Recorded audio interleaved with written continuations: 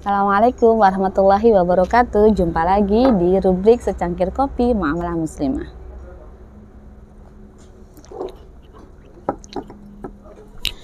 Kebetulan beberapa hari yang lalu ada tetangga yang datang ke rumah saya dan konsul masalah keluarga, sehingga saya kok tertarik ya untuk membahas ini. Semoga bisa dapat impact lebih besar dan manfaat buat teman-teman semua.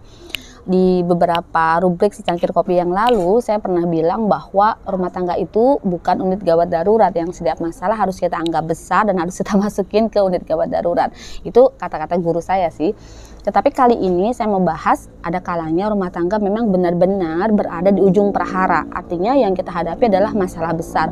Masalah besar itu apa sih? Saya mengkategorikan ada 4 masalah besar yang kalau ini terjadi kemungkinan besar kadang lebih baik dilakukan perceraian. Yang pertama adalah kalau terjadi kemusyrikan.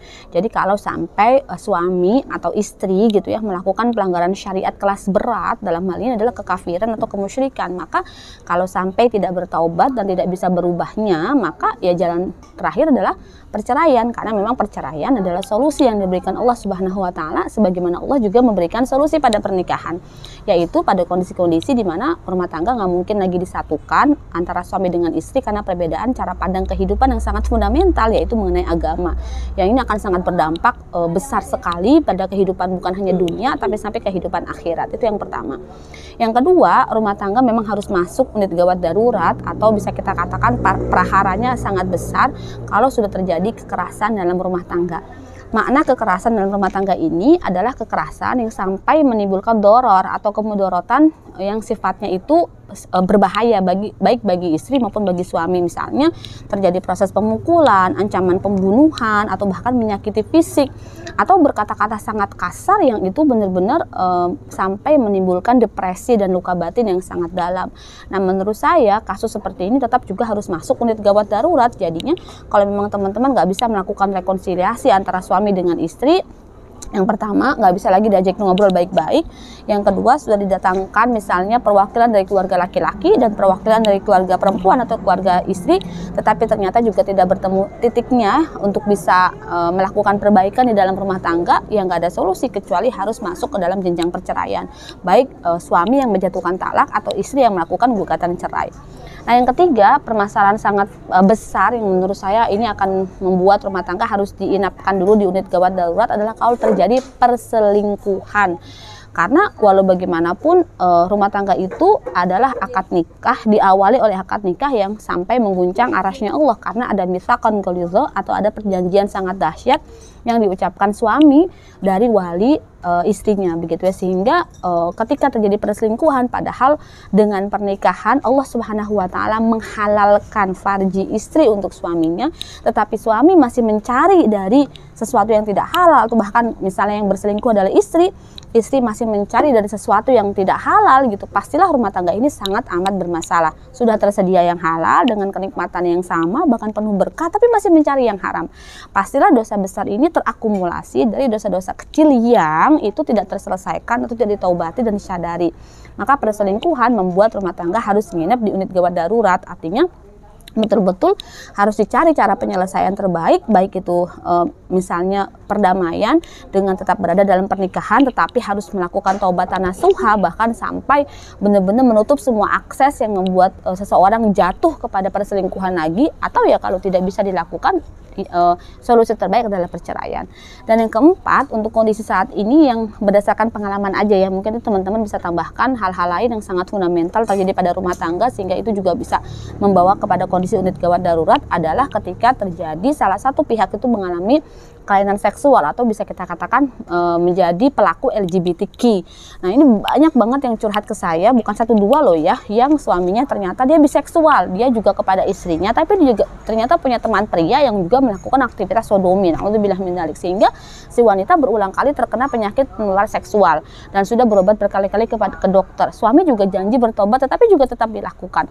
Saya katakan nggak ada solusi kecuali perceraian. Kenapa? Karena ketika terjadi kelainan seksual tetapi dia tidak mengubah lingkungan sosialnya, tidak mengubah tempat tinggalnya, tidak mengubah pekerjaannya, tidak memutus mata rantai itu, tetap berada pada sebuah komunitas yang memungkinkan dia untuk diakses lagi, maka itu sebenarnya tidak bertaubat begitu ya, sehingga akhirnya itu dolar kepada istrinya, sangat mungkin suatu saat istrinya akan terkena AIDS gitu.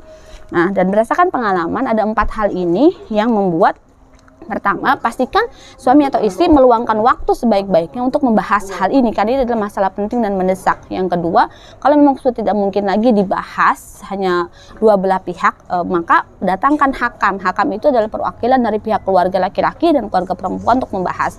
Ketika sudah dibahas, maka keputusan hakam akan menjadi keputusan resmi dari rumah tangga tersebut.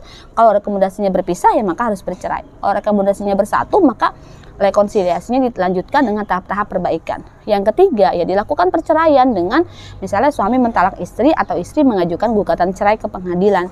Tetapi harus dipastikan kalau memang perceraian yang jadi pilihan, pertama, jangan saling mengungkap aib kecuali sekedar dalam persidangan untuk menjadi bukti kuat atau lemahnya keputusan cerai tersebut. Jadi jangan sampai setelah itu ngundang wartawan lalu menyampaikan gara-gara A dan B, C, itu hukumnya haram.